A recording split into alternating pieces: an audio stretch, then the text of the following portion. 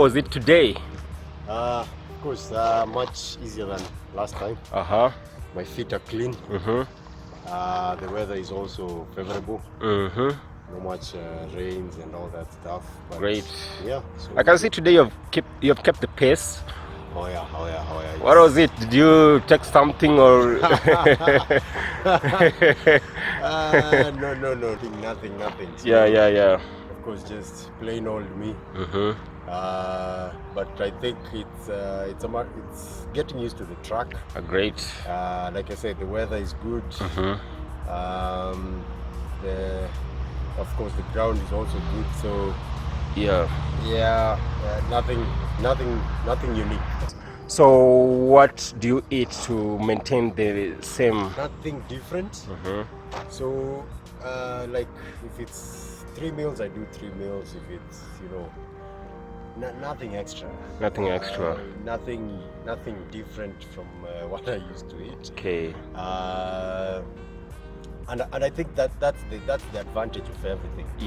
What I do, you maintain your basic meals, and so you're burning the calories that you are eating, and then that's it. So my tech is, if you do something different, of course dieting is a key thing in sports. But for my case, just eating the normal meals, doing the daily, breakfast, lunch, and supper. Nothing out of the ordinary. What will you advise those guys who are trying to start but they're not starting? Just start. That's it. Okay. Just start. And start slow. It's more about building the pace. Slowly. Start with that 500 meters. Climb your stairs faster than you usually do. 1 kilometer a day, even just walk. Walk. So I know most guys will tell me today that because of the family, it's difficult for them. But I know you have a family, you still can manage to run. Some people will come up with an excuse like, I have to take care of this and that. How do you manage that? And I know you also have some other side hustles here and there. I mean, it's 7 a.m. So my kids are still asleep. My wife is probably still asleep. And it's a Sunday. So like I said, I tried doing it daily, but of course you have work, you have your daily hustle, like you say. So you have to find that time. Time doesn't just create itself. You have to find it. Pretty much the basis of everything is trying to balance everything. Sure. Okay, so you're a Trek member, right? Yeah. Okay, so what can you advise your fellow Trek members who are I know we have how many Trek members? About 27 now. About 27. Yeah. All of them are trying to do something different, so what can you advise them? I mean, keep doing what you're doing. Like I said, for me, running works for me.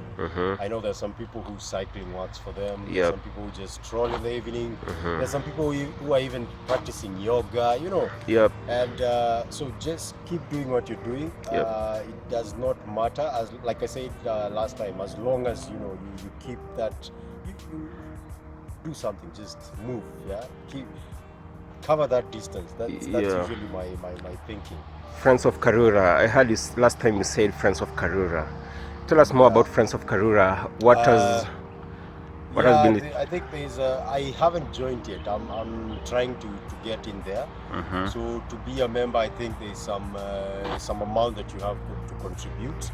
I've been trying to make follow-up. So there's a form that I'm supposed to fill. And is it per year or is it per? So those are the things that I need to confirm. Maybe I'll have more information the next time I do that. But my prompting last video was just trying to psych also myself up. So that's one of the things that I do. If I want to do something, then I prompt myself, and then it becomes a reminder. Great. Okay, today, what was the challenge? Like, have you faced any challenge on your run? Or... No. Quite easy. I think I've covered 7 kilometers. 7 kilometers, yeah, and, great. The pace is quite okay. Yep. So I'm currently doing the 7 kilometers in I think about 40 minutes there. So that's what I'm trying to work on, and I'm also planning to do the 21 kilometers sometime in maybe October. Yep. So maybe next time I'll increase to 14 km. I'll see how that goes. Great. Yeah. Now tell us about the trek and when you guys are planning to go back to the field. It's been challenging. Because since March, I think, since March when the government started the lockdown and the curfews, Yep. we haven't been out completely. Yeah. Of course, 1 or 2 people meeting up, doing the Karura run. Yeah. There are people, just meeting up for quick lunch. Yeah. But there's a time also the restaurants were closed, so again, challenging. Sure. But in terms of getting out there, we are planning on as soon as we can. Things are easing up. Of course, we know COVID is still there, so measures will still be taken into place. But as soon as maybe even in October here, as soon as the curfews, because curfew is one of the biggest challenge. You go somewhere and then curfew finds you along the way, so you have to rush, which I don't think would be appropriate. And also one of the other things was, people have families, people have small kids, people are living with with their folks. So we had to also mind of them, make sure that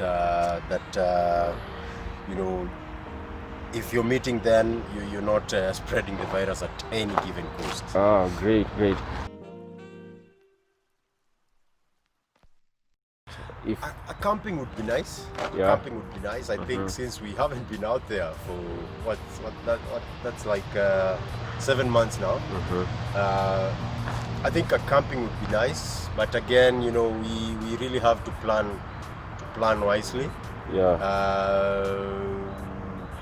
And personally, I think we can start slow. We can maybe start with a hike nearby. I don't know, Gong Hills. There's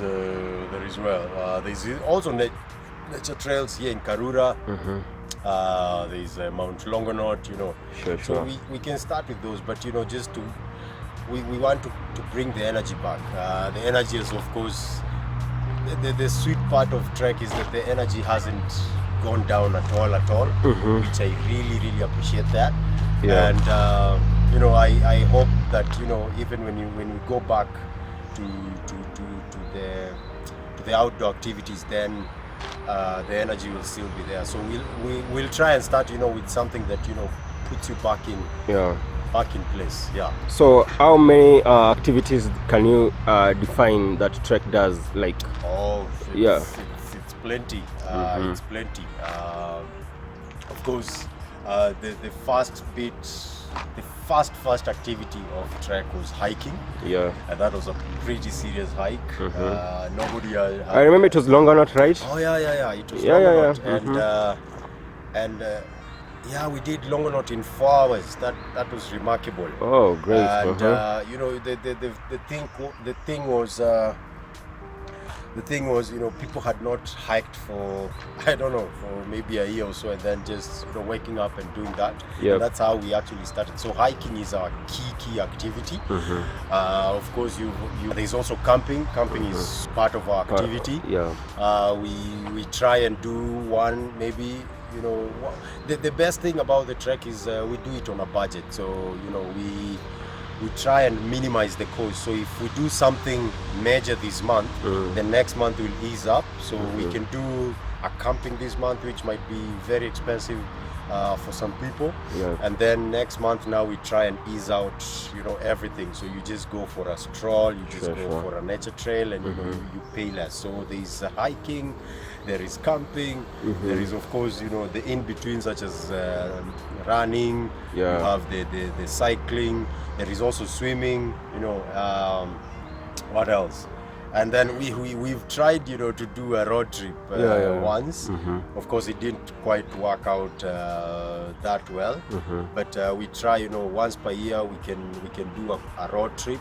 And we also now we're trying to also do an international trip, one international trip per year. So again, the expenses, like we say, we are working on a budget, so the expenses is key for us. Yeah. What is the future of the trek? As you can see, like, tell us more about the trek future. The future is, I think it's bright for me. That's the word. The way I see it, you know, is a bunch of people, you know, just having similar interests, and the future is pretty much, you know, you have a team of I can say elite athletes or sportsmen or women, you know, who are fit, who are fun to hang around, who love adventure, setting up something that, you know, you look back and say that, hey, this was our creation, you know. We have mentored more people, you know, you've made it possible to travel on a budget and still have fun. So yeah, the future, I don't know the right way to put it. There's also this thing that we started called skills challenge. So, you know, you have a skill, I have a skill, you train me your skill, I train you my skill. At the end of the day, you know, we both gain. You talk about skills. What else do you do in terms of skills apart from running? Before COVID, I did a 45 streak of swimming, 45 days of swimming. That was one skill I hadn't, you know, worked on. I was, you know, the ushago type of swimming, you know, just jumping in the water, slapping the water and moving. But now I'm trying to, you know, train proper swimming skills, you know, diving in the deep end without panicking. So that's one skill. The other skill, of course, I'm trying to do, and the beauty about this is that, you know, the skills doesn't have to be more of, you know, tiring and all that. So there's also music. There's also I'm trying to play a guitar. Can you imagine Chris with a guitar? I can imagine that. Crazy. Have you ever tried cycling? Yeah, I haven't tried, but that's now once I'm done with swimming, then cycling is actually not might be. Cycling is my next on the list. Challenge? Is this can I call it a challenge? Yeah, it's pretty much a challenge because I think the last time I cycled was in high school. Yeah, so I need to try and again get my feet back on that pedal. The other skill, of course, you have board games. So board games, I'm playing chess, doing Scrabble. You know, so all those, you know, mind challenging games. And we have members who are super good at that. So you know, we train each other. They tell you the new tricks and all that. Great. Okay. So in the future, for example, like right now you have kids and they're growing up. Are you planning to introduce them to the trek, or how are you gonna do about that? They're already part of the trek. Great. So we have these. We have at least once per year or twice per year. People, you know, come with their kids. Great. There are usually activities that involve kids. So my kids, you know, they see me wearing a trek t-shirt and they're like, "Hey, Daddy, can we join you?" And you're like, maybe not this time because it's adults only. Nice. But of course, and from time to time, you know, I think I've come with them to Karura maybe once or twice. I've pretty much tried to introduce them to, you know, these skills such as cycling, swimming as early as I didn't do it. So I'm trying to, you know, make sure that, you know, they also build these. They're just basic life skills. I know that okay, per year you normally go to children's home, but this year we have COVID. So what is your take on that? Of course, we have to cancel the children's home. But of course, we are taking contributions. So if you're planning on, you know, contributing donations and all that, just send your donations. They'll sure reach. So we've been going to one children's home for the past 2 years, and the reason for that, you know, is trying to build that instead of, you know, moving from one children's home to another. We find it, you know, much sustainable. That you have one children's home and then you sustain it until it's stable enough. Then you're comfortable with it. You know, you see the kid progressing. You're super okay. That's great. That's great. Okay, let's do this.